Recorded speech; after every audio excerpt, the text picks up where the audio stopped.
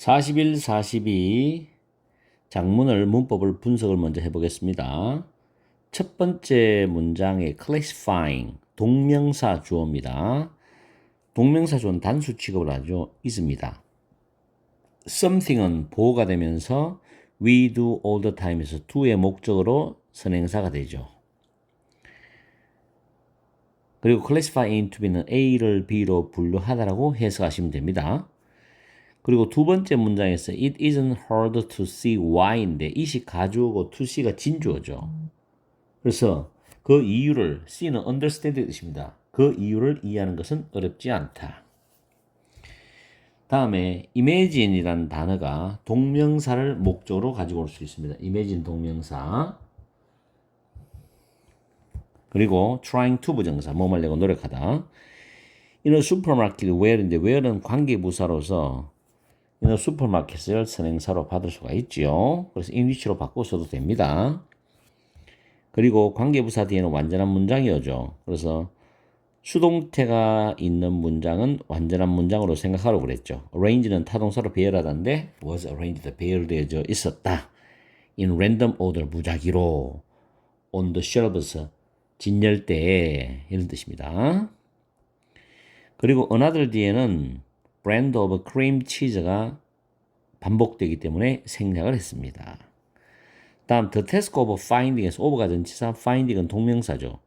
그리고 find란 자체가 타동사기 때문에 what you want 목적어 됩니다. find의 목적어죠.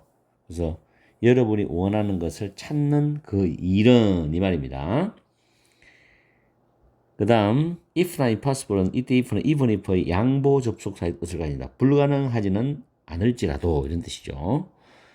그리고 embody란 단어는 포함하다, 담다라는 타동사입니다. 물론 구현하다도 있어요. embodied, pp죠. 이 뒤에 목적 없죠. classification을 수식합니다. 타동사의 pp가 앞에 명사를 꾸민다. 그 뒤에는 목적 없죠. 다음에 distinguish from B, A를 B와 구별하다는 표현이고, 그리고 여기 보면 such a grouping may seem은 이형식 자동사죠. 지금 C번이 abstract가 틀린 답입니다. obvious로 바꿨습니다. 명백한. 자, too obvious to be cold인데 a classification, 해석은 여기서부터 이렇게 올라오는 거예요. 그러한 분류라고 불려지기에는 너무나 추상적인 것처럼 보일 수 있지만 이런 뜻입니다. 그래서 해석을 뒤에서 올라야 돼요. 투투 너머에서 뭐할 수 없다. 이게 아니라 분류라고 불려지기에는 너무나 명백하고 분명한 것처럼 보일 수 있지만 이것은 하면서 쭉 해석하시면 돼요. 자, 이 부분은 조심하시고 to be called 수동형 되죠. to 부정사의 수동 형태입니다. 다음에 learning은 현재 분사로서 learn to 부정사인데 말하기를 배우는 아이로서란 뜻입니다. learning이 현재 분사로 child를 꾸미죠.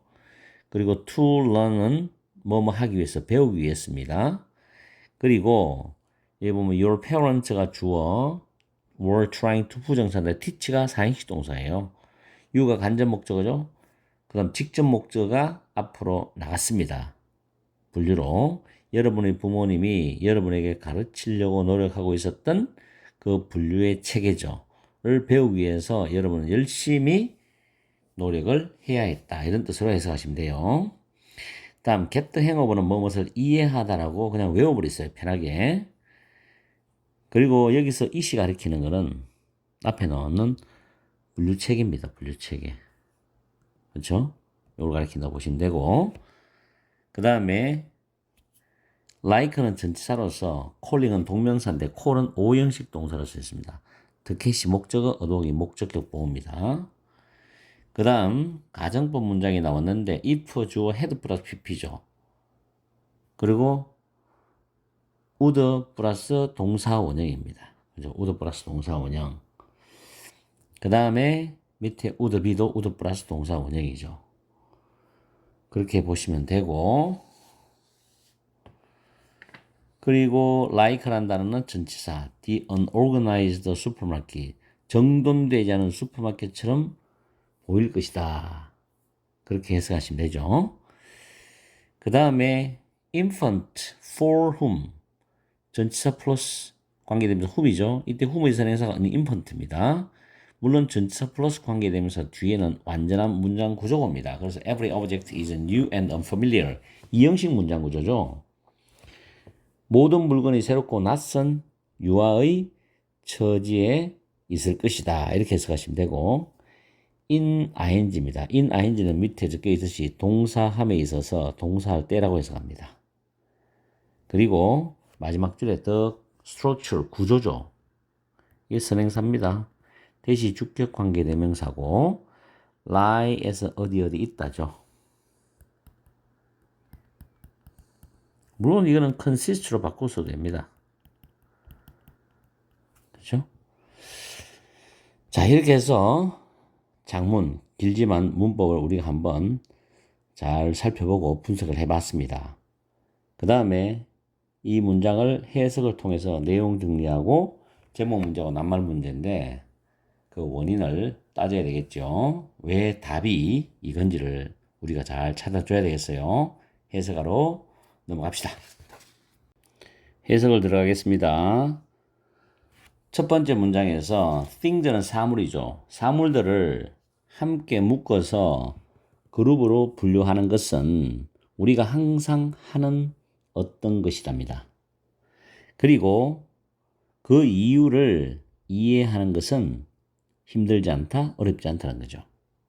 그러면서 image는 상상하는데 보통 예시를 나타냅니다. image는 suppose, consider, imagine 이런 거는 예시를 나타내죠. 자, 그거 하나 적어줄게요. 문장에 when이 나오죠. when 주어 동사 나옵니다. 그 다음에 if 주어 동사 나오죠. 그 다음에 imagine, 그 다음에 consider, suppose 이런 단어가 문두에 나오면 예시다라고 생각해요. 예를 든다.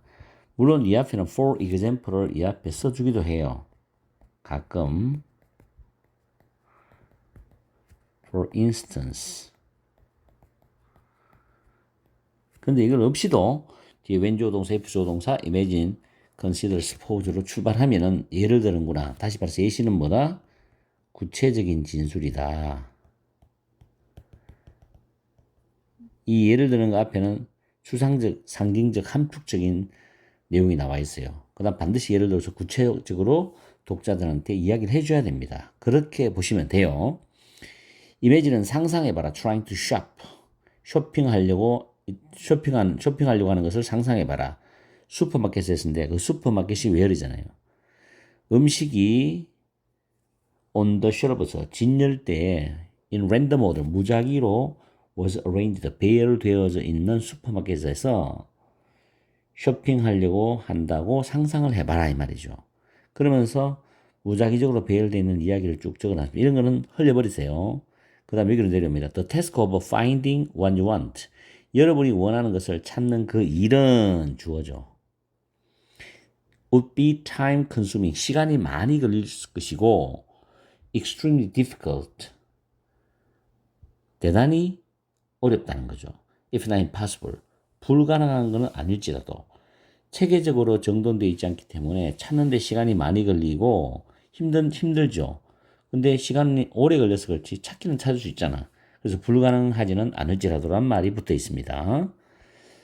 자, 그 다음에 슈퍼마켓의 경우에 누군가가 그 분류의 체계를 설계를 해야 했다. 디자인을 다시 해야 했단 말이죠.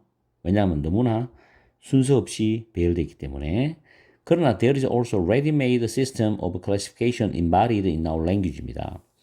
우리 언어 속에 포함되어져 있는 이미 만들어진 분류의 체계도 이 또한 있다는 거죠.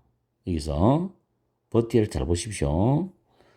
그러면서 the word dog, for example, 예를 들어줍니다.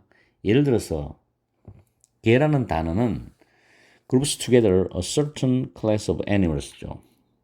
특정 부류의 동물들을 함께 분류를 해. 그리고 그것들을 특정 부류의 동물들이겠죠.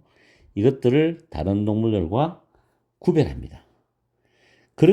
그러한 분류라고 불려지기에는 너무나 명백한 것처럼 보일 수, 추상적이고 너무나 명백한 것처럼 보일 수 있지만 이런 뜻이죠. 왜냐면 정확하게 이거는 개다, 이거는 고양이다, 이거는 호랑이다 분류가 되기 때문에 너무나 분류라고 불려지기엔 너무나 명백하게 보일 수 있지만 이것은 여러분이 이미 그 단어를 이미 마스터를 다 했기 때문이라는 거죠. 그래서 잘한다는 거예요. 딱 보면 안다는 얘기죠. 딱 보면 개, 딱 보면 고양이, 딱 보면 오리 이런 식으로 안다는 얘기입니다.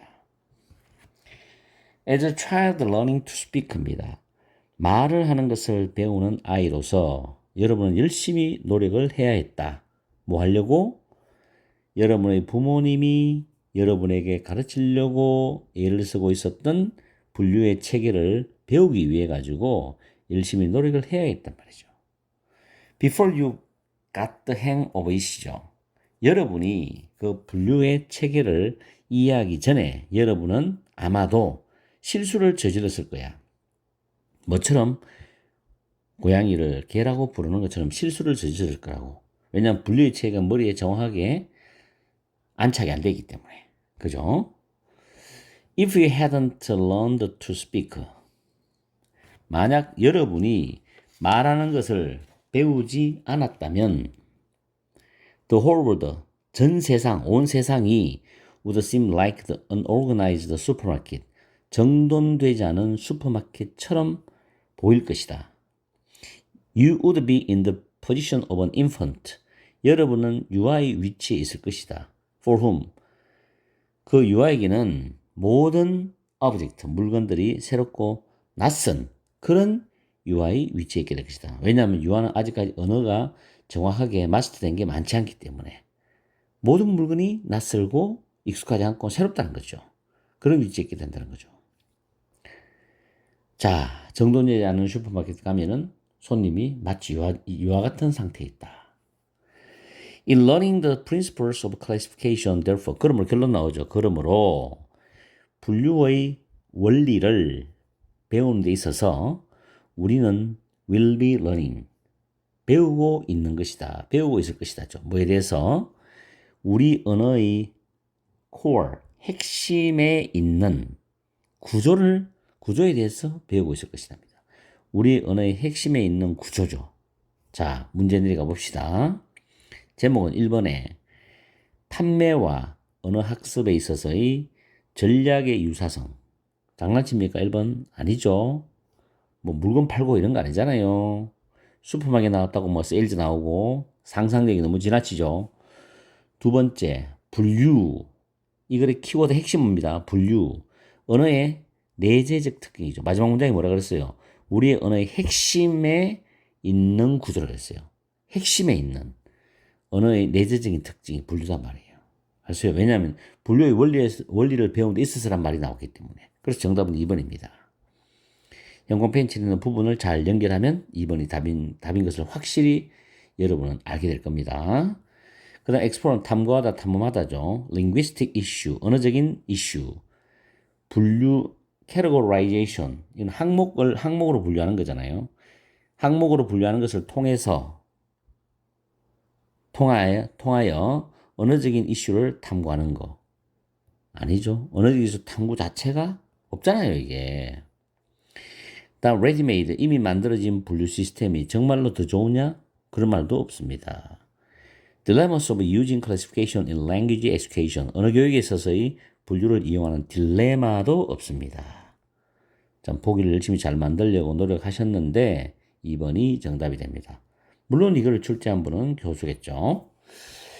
자, 그래서 우리는 2021년 11월 달 고3 수능 기출문제를 42번까지 다 공부를 했습니다.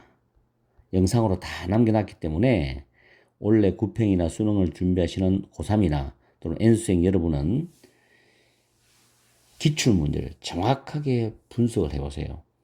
지금 나도 고3을 가르치는 강사로서, 영어 강사로서 여러분한테 부탁하는 거는 기출문제는 정말 좋은 문제입니다.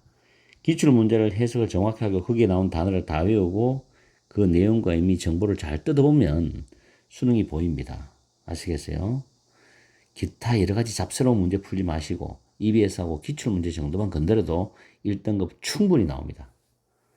자, 지금 늦은 밤이었어요.